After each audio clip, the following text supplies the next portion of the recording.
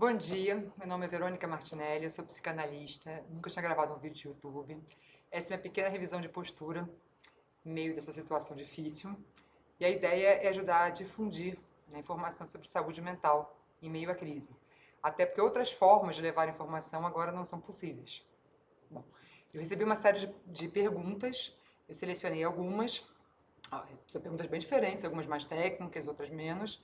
Em cada vídeo eu vou responder uma pergunta, no máximo duas, e no final de cada vídeo eu vou ler a pergunta que será a pergunta do vídeo seguinte. A ideia, a princípio, são de 8 vídeos. Bom, então, primeiro, a primeira pergunta, né? Vivemos um período crítico também com relação às questões de saúde mental? Sim, né? A OMS tem manifestado preocupação e divulgado material sobre o tema. Há um trabalho publicado no The Lancet que fez uma reunião de uma série de estudos sobre situação de quarentena e chegou à conclusão que seu efeito psicológico é significativo, amplo e de longa duração.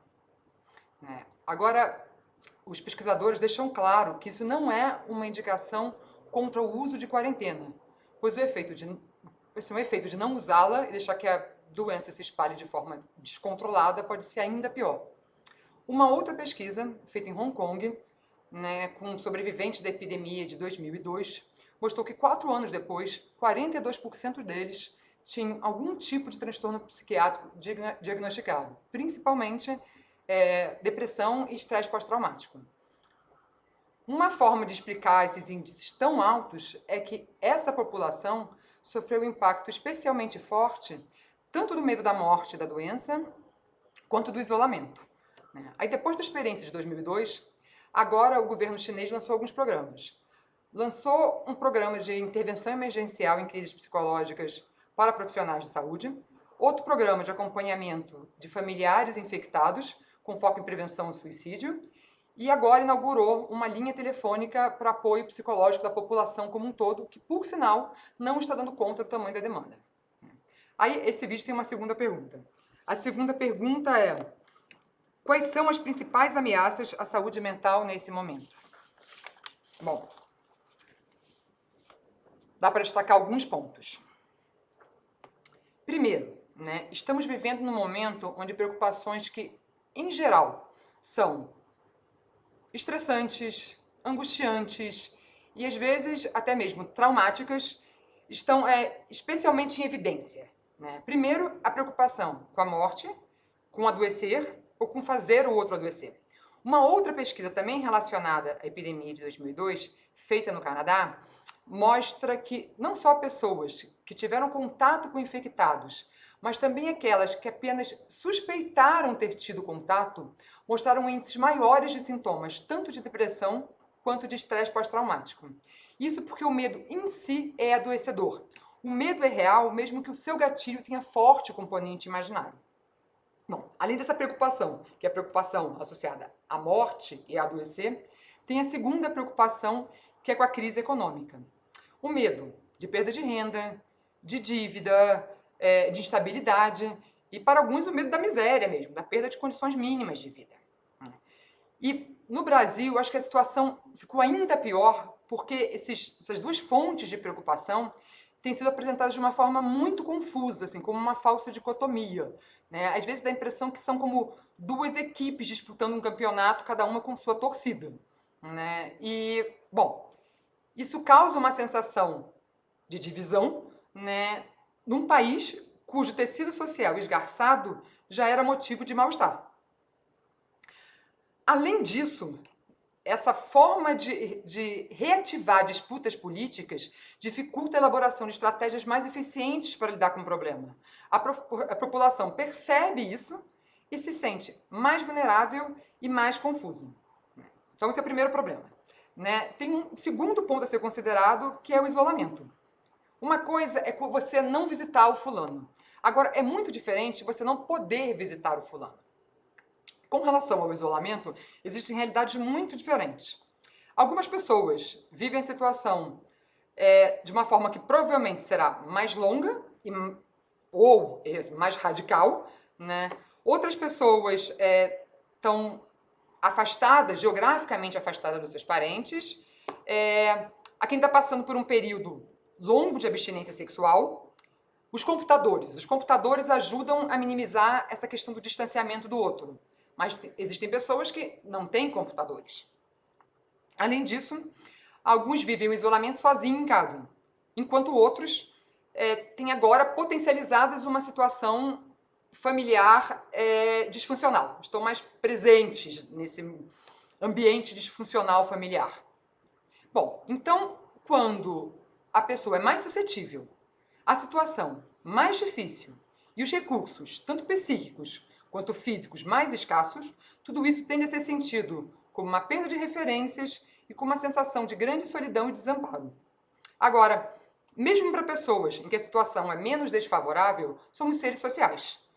E essa dificuldade de contato com o outro, ela sempre é potencialmente uma fonte de estresse, ansiedade, depressão.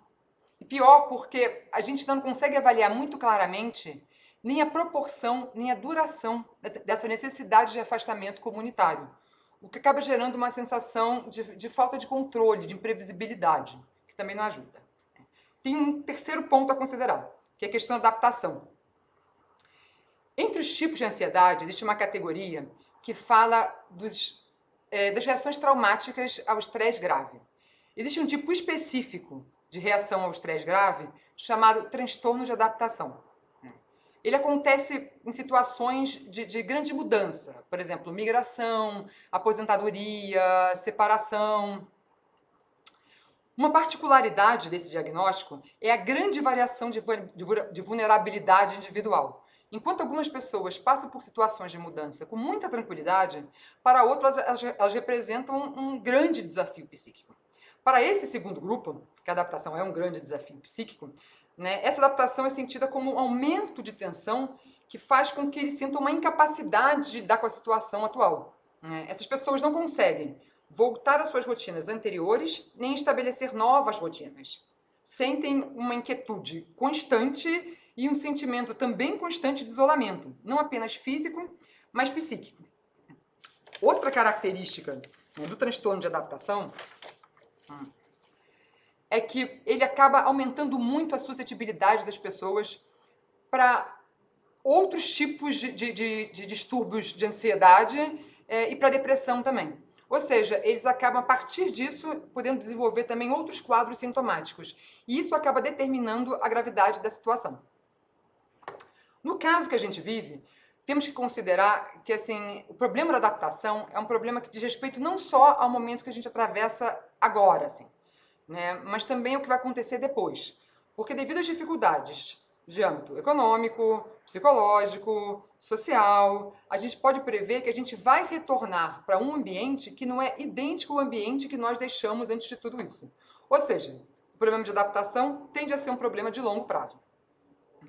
Devido a tudo isso que eu estou dizendo, também as pessoas têm sentido de forma mais ou menos desestruturante as sensações de falta de controle, imprevisibilidade, impotência, insegurança, e tudo isso também pesa. Agora, tem uma coisa que é bom deixar claro, assim, da mesma forma, né, que a adaptação tem efeitos mais graves para pessoas que já têm suscetibilidade, também outros sintomas que podem aparecer ou se avolumar diante de outros fatores estressantes que são potencializados na epidemia, esses sintomas só surgem quando já existe uma predisposição. Né? As pessoas não reagem da mesma forma diante do medo da morte, da doença, de dificuldades econômicas.